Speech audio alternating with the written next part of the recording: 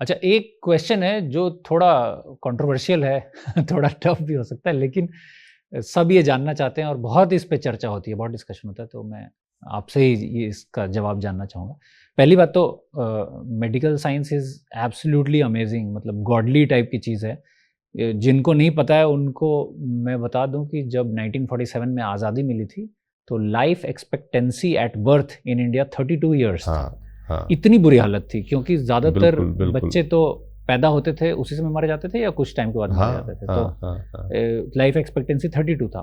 अभी life expectancy 70 है, मतलब डबल यस से भी यस ज़्यादा, yes which is yes yes. Unbelievable. And primarily एक तो इकोनॉमिक डेवलपमेंट हुआ तो हाइजीन और बहुत चीज़ें ठीक हुई, लेकिन प्राइमरीली मेडिकल साइंस के कारण है, मेडिकल साइंस के एफर्ट्स के कारण। तो मेरा ये क्वेश्चन बिल्कुल भी मेडिकल साइंस के अगेंस्ट ही, ऐसा कुछ नहीं है कि डिसरिस्पेक्टफुल नहीं है, लेकिन ये पूछना ज़रूरी है। वो ये है कि इन्फेक्शियस डिजीजेज तो ठीक है, मेडिकल साइंस ठीक करती है। जितने भी लाइफस्टाइल डिजीज़ है, जैसे एस्थमा है, ब्लड प्रेशर है, डायबिटीज़ है, थायराइड है, एपिलेप्सी है, और भी बहुत सारी हैं, उसमें हमेशा मेडिकल साइंस ये क्यों कहता है कि इसको ठीक नहीं किया जा सकता और इसको सिर्फ मैनेज किया जा सकता है। और भाई कैसे मैनेज किया जा सकता है? तो दवाई खा के। कब दवाई लेनी पड़ेगी? हर रोज़। और कब तक लेनी पड़ेगी? मरते दम तक। तो इस पे एक थियरी है जो कॉन्स्पिरेसी थियरी बोल सकते हैं या फिर कोई भी थियरी बोल सकते हैं। वो बिल्कुल। थियरी ये है कि फार्मास्यूटिकल कंपनीज ने ये बनाया हुआ है जिससे कि इलाज नहीं हो सके और आप पूरी ज़िंदगी अगर खाते रहे तो अरबों रुपए उससे क्रिएट होते हैं। लेकिन अगर आप उसको क्योर कर दें 1-2 साल में, 3 साल में, जो भी है, तो फिर तो कुछ भी जनरेट नहीं होगा। तो बिजनेस मॉडल बिल्कुल के बिल्कुल कारण बिल्कुल। ऐसा कहा जाता है, ये बहुत लोगों का कहना है। तो मैं इसके ऊपर आपकी राय जानना चाहूँगा, ये बहुत ही इंपॉर्टेंट क्वेश्चन है। बिल्कुल। देखिए, एक जो डिस्कस किया हमने कि हमारी जो अभी लाइफ एक्सपेक्टेंसी है जो बढ़ गई है, जी। वो वहाँ पर जो था ना, दैट वाज जो हमारी एंटीबायोटिक्स उस वक़्त जो डिस्कवर हुई, तो उनकी वजह से वो चेंज हुआ। तो उस वक़्त के समय पे बिकॉज़ ऑफ इन्फेक्शन सबसे ज़्यादा डेथ होती थी। हाँ, हाँ। तो मास वो डेथ कंट्रोल हुआ, होते थे उस समय। मास डेथ होते थे। और उसके बाद हमने देखा जैसे जैसे इंडस्ट्रियलाइजेशन और ये सारी चीज़ें बढ़ती गई, तो हमारी लाइफस्टाइल रिलेटेड डिजीजेस जो हैं वो सारी बढ़ गई हैं बेसिकली। अब यहाँ जो है ना, एक बहुत ही, मतलब इसको हम डिस्कस करते हैं, let us discuss it out. सबसे बड़ी चीज़ ये है कि जो लाइफस्टाइल डिजीजेज हैं, मान लीजिए अब आप मुझे, मैं अगर आपसे ये प्रश्न करूं कि आप की जो हेल्थ है उसके लिए सबसे बड़ी जिम्मेदारी किसकी है? मेरी है। बिल्कुल आपकी है, ठीक है। अब जितनी लाइफस्टाइल डिजीजेज हैं, अब आप देख लीजिए, स्मोकिंग हो गया, ठीक है। अब आप, अगर आपको पता है कि स्मोकिंग अगर हम नहीं करेंगे तो हमें COPD, जो कि क्रॉनिक ऑब्स्ट्रक्टिव पल्मोनरी डिजीज होता है, अस्थमा की ही तरह से एक चीज होती है, कि वो हमें नहीं होगा, हमें लंग कैंसर नहीं होगा, हमें हार्ट डिजीज नहीं होगी, बड़ी सारी चीजें, but still we smoke and we develop diseases. और उसके बाद देन वी एक्सपेक्ट कि अब कुछ हो जाए कि साथ के साथ हमारा ये सब ठीक हो जाए। अल्कोहल हो गया, फिर उसके बाद में ओबेसिटी हो गई। Obesity is one of the major causes, ठीक है।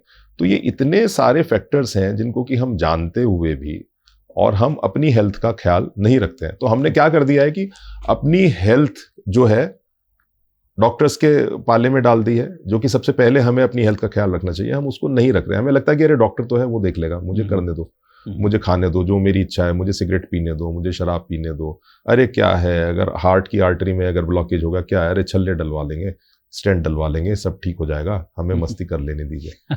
तो ये सारी चीजें हैं। और इसमें एक मेरा बड़ा इंपॉर्टेंट सा वो है कि 2 चीजें ऐसी हैं जिनके बारे में हमें स्कूल में भी कोई बहुत ज्यादा नहीं पढ़ाता, हमारा लाइफ टाइम निकल जाता है और बहुत देर बाद हमें ये सब समझ में आती है। एक हेल्थ और दूसरी वेल्थ, ठीक है।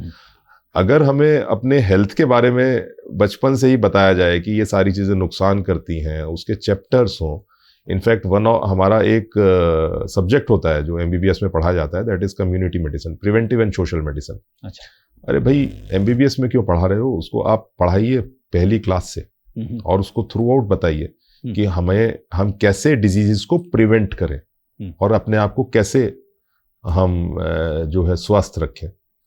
सेम वेल्थ का है, कोई आपको बताता नहीं कि आपको जब आप कमाना शुरू करेंगे तो आप कैसे उसको यूटिलाइज करेंगे या कैसे अपने लिए फंड्स क्रिएट, कोई कुछ नहीं बताता है आपको, ठीक है। तो ये एक बड़ा फैक्टर है। दूसरी चीज, अब आते हैं बीमारियों के ऊपर। अब जहां तक के डॉक्टर का सवाल है, डॉक्टर अब जो भी आप ठीक कह रहे हैं कि फार्मास्यूटिकल कंपनीज है, सारी चीजें हैं, सब कुछ चलना है और बिजनेस भी है। अब मेडिसिन का क्या हुआ है कि मेडिसिन अब हो गई है सारी प्रोटोकॉल बेस्ड, और जो ट्रीटमेंट की जो है आपकी पूरी गाइडलाइंस बन गई हैं बेसिकली कि मान लीजिए किसी को एस्थमा है तो इसको ऐसे ही ट्रीट करना है, ठीक है। अब एस्थमेटिक आपके पास आया तो मुझे एज पर प्रोटोकॉल उसको ट्रीट तो करना है जी। मैं उसको ये नहीं कह सकता कि आप ये सब मत करिए और ये करिए।